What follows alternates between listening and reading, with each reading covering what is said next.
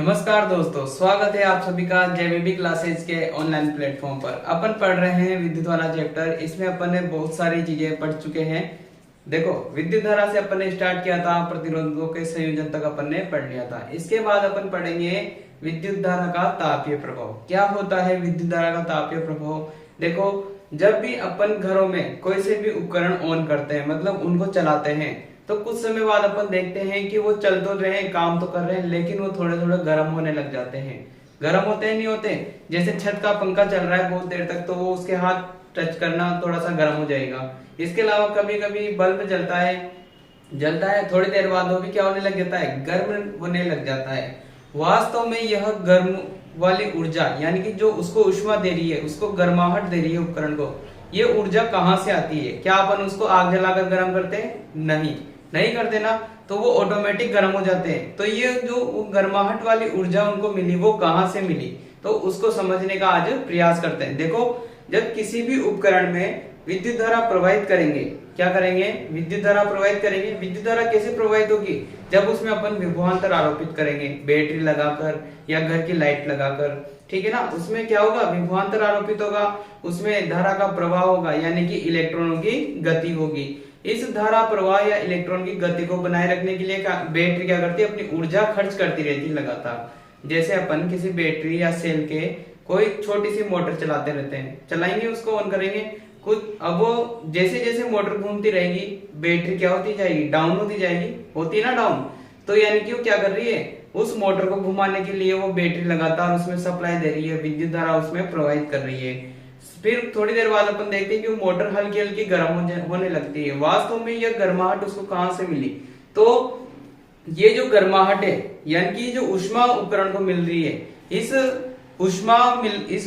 ऊष्मा को मिलना या फिर उस उपकरण का गर्म होना क्या कहलाता है? ये कहलाता है विद्युत धारा का तापीय प्रभाव। ये तो था अपनी सिंपल सी लैंग्वेज में।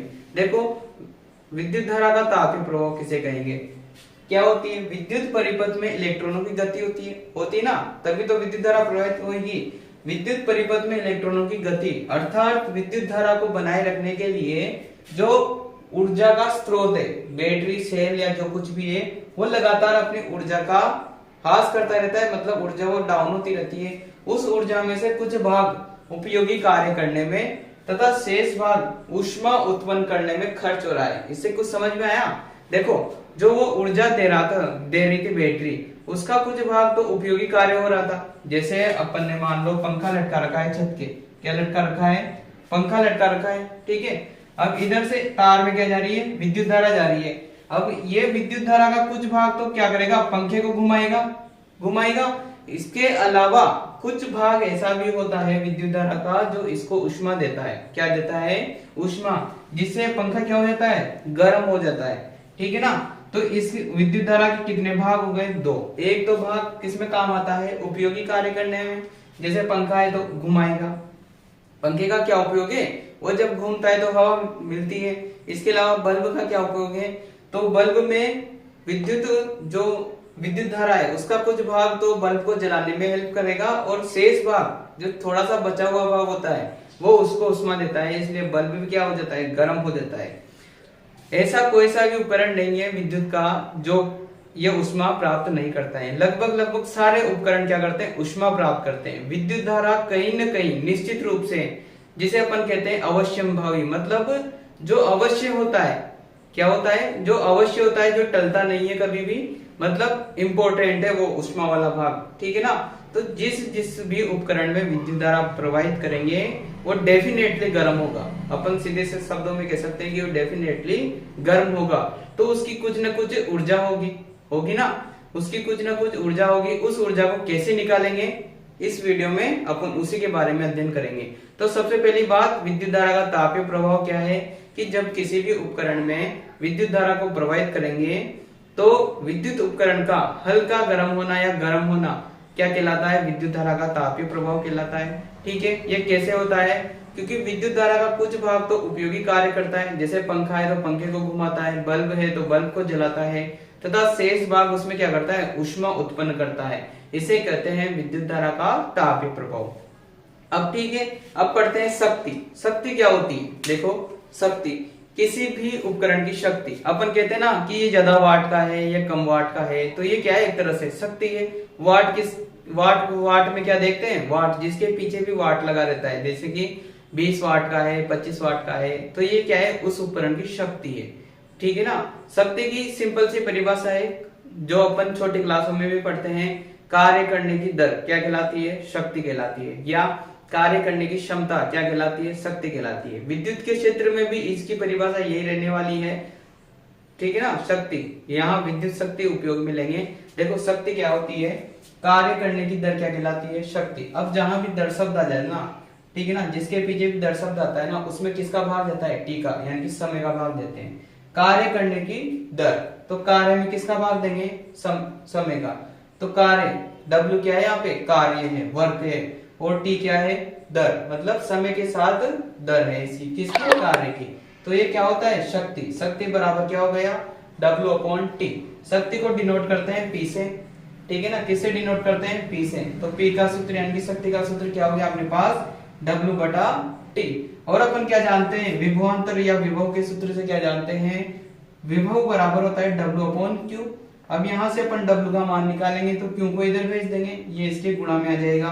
तो W बराबर क्या आ गया अपने पास, V × Q। अब इस W का मान यहाँ रख देंगे तो अपने पास नया सूत्र निकल के आ जाएगा। रखो मान, P is equal to W की जगह क्या रख दिया मैंने, V × Q, ये V × Q, और बटे में T है इसे। तो अपने पास एक और सूत्र निकल के आ गया। ये पहला सूत्र था अपने पास शक्ति का, ये अपने पास दूसरा सूत्र आ गया। तो शक्ति बराबर क्या हो गया, यानी कि P बराबर VQ/T। अब इससे एक और सूत्र मॉडिफाई करते हैं अपन जानते हैं कि विद्युत धारा किसके बराबर होती है, आवेश प्रवाह की दर, यानी कि I बराबर Q/T। यहाँ Q/T दिख रहा है ना अपन को, तो Q/T की जगह क्या रख देंगे, I रख देंगे। देखो P की जगह P है, बराबर की जगह बराबर है, V की जगह V है, और Q/T की जगह मैंने क्या रख दिया, I रख दिया। तो अपने पास कितने सूत्र आ गए शक्ति के, 3 सूत्र आ गए। इसी शक्ति को अपन जब विद्युत परिपथ के सापेक्ष में पढ़ते हैं तो इसको बोलते हैं विद्युत शक्ति। क्या बोलते हैं, विद्युत शक्ति। तो विद्युत शक्ति के कितने सूत्र आ गए अपने पास, 3, W/T, VQ/T, इसके अलावा VI। और मैंने बताया कि विद्युत शक्ति का मात्रक क्या है, वाट है। क्या है, वाट। अब अपन पढ़ेंगे कि जो विद्युत धारा का जो तापीय प्रभाव था, उपकरण गर्म हो रहे थे, वो कौन सा उपकरण कितना गर्म होगा, कौन सा कम गर्म होगा, इसके बारे में समझने का प्रयास करेंगे। देखो शक्ति अपन जान ही गए कि किसी उपकरण की शक्ति क्या होती है, उसके वाट के आधार पर उसकी शक्ति निर्धारित होती है। वो जितने ज्यादा वाट का होगा उसकी शक्ति उतनी ज्यादा होगी, वो जितने कम वाट का होगा उसकी शक्ति उतनी ही कम होगी। तो उष्मा की बात करते हैं कि वास्तव में कोई उपकरण कितनी उष्मा लेगा। मान लो कोई उपकरण है अपने पास, ठीक है ना, P शक्ति का, उसकी शक्ति कितनी है, P वाट की शक्ति है। ठीक है। अब अपन ने कोई नंबर नहीं लिए कि वो 20 वाट का है या 50 वाट का है, सीधी सिंपल सी बात है कि वो कितने वाट का है, P वाट का है। कितने वाट का है, P। अगर वो T समय तक चल रहा है, कितने समय तक चल रहा है, T समय तक। यहाँ समय को अपन सेकंड में लेंगे, नाप लेना कि हाँ 20 सेकंड चलेगा या 120 सेकंड चलेगा या 220 सेकंड चलेगा, जितना भी न्यूमेरिकल्स में आए या जितना अपन प्रैक्टिकल करके देखेंगे या देख सकते हो आप घर पे भी, तो कितने समय तक चला उसको सेकंड में लेना है। मान लो T समय तक चला तो उसमें कितनी उष्मा निकलेगी, उसमें उष्मा निकलेगी उसकी शक्ति गुणा वो जितनी देर चला। ठीक है ना। तो उस उष्मा को कैसे निकालते हैं कि वो जो गर्म हुआ उसने कितनी उष्मा ली, उसको कैसे निकालेंगे, उसकी शक्ति को किससे गुणा कर लेंगे, वो जितनी देर चला है। ठीक है ना। और अपन बचपन से जानते हैं कि उष्मा का मात्रक क्या होता है, जूल होता है। क्या होता है, जूल। तो वो कितनी उष्मा लेकर गर्म हुआ ये सबसे पहले बताया था जूल महोदय ने। किसने बताया था, जूल ने। तो इसीलिए इसको बोलते हैं जूल का तापन प्रभाव। क्या जूल ने ही सबसे पहले बताया था कि उपकरण की जो शक्ति होती है वो कैसे निर्भर करती है उसकी उष्मा पर। ठीक है ना। किसने बताया था, जूल ने। इसीलिए इसको बोलते हैं जूल का तापन प्रभाव। क्या होता है जूल का तापन प्रभाव, कि कोई भी उपकरण कितनी उष्मा लेकर गर्म हो रहा है, उस उष्मा की मात्रा का परिकलन किस प्रकार से करेंगे। मान लो वो उपकरण T समय के लिए चल रहा है, ठीक है ना, T समय तक चल रहा है और उसकी शक्ति कितनी है, P। तो कैसे निकालेंगे अपन उसकी उष्मा कि वो कितना गर्म हो रहा है। तो H बराबर क्या लिखेंगे, उसकी शक्ति को T से मल्टीप्लाई कर देंगे। और अपन क्या जानते हैं कि P बराबर क्या होता है, VI होता है, तो P की जगह क्या लिख दिया, VI। तो ये ऊष्मा का दूसरा सूत्र आ गया, H बराबर VIT। ठीक है ना। ये तो था ऊष्मा यानी कि जूल का तापन प्रभाव। परीक्षा में दो तरह के क्वेश्चन आ जाते हैं, विद्युत धारा का तापीय प्रभाव और जूल का तापन प्रभाव। दोनों थोड़े थोड़े से अलग है। और देखो तापीय प्रभाव में तो क्या था, उपकरण का गर्म होना, क्या कहलाए, तापीय प्रभाव। इसके अलावा कितने ऊष्मा के द्वारा वो गर्म हो रहा है, ये किसने बताया था, ये बताया था जूल ने। इसलिए यहाँ आ जाता है जूल का तापन प्रभाव। ठीक है ना।